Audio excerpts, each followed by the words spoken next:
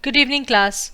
So today we will start with the Python installation guide, as we will see how to install Python. Here we are going to install 3.7. Please understand that there are two kind of Python language, 2.x and 3.x. Now, in the interest of the class, I must tell you that 2.x is now outdated and we are working on 3.x. So the current version that I am going to use for this lecture is 3.7. You can install Jupyter Notebook on your computer and we will see how to run Jupyter Notebook, and then slowly and steadily we will move on to the data types. Understand that there are two kind of Python languages. It has two versions, Python 2.x.y and Python 3.x.y, where x and y are integers. Please note that official support for 2.x.y will end in April 2020, which I had recorded some time ago, but it has now already expired. We are in the month of August now. Unless there is a compelling reason to use it, I suggest that you learn Python 3.x.y. Python 3.x.y is the future. As of today, the latest version is 3.8.3, I guess. This lecture series will upload 3.7.1.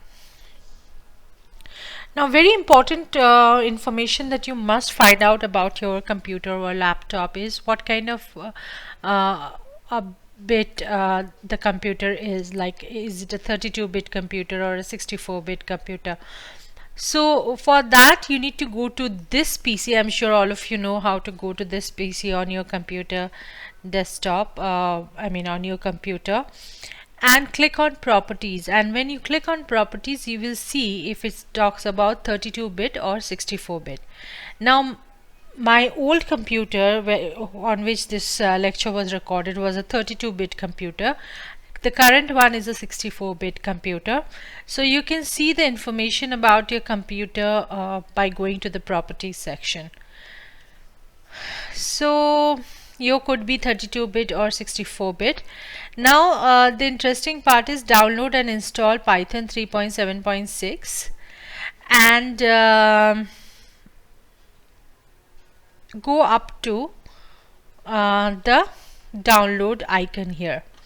Once you download this, you have, according to your computer, if it's a 64-bit or a 24-bit and what kind of operating systems you are using, you go ahead and download the file that is most suitable for you. Right? Once you're done, wait for the download to finish. Once it is over, you have to start the installation. How do you go about starting is, one very important aspect is you must click on this, add Python 3.7 to path. If you do not check this box, there will be numerous errors and your codes will not run. So make sure that you use these two features very, very diligently. So once the setup is complete, you will get this kind of a message. You have to also make sure about this, disable path length limit. This is also very, very crucial. Once this is done, and you are all set for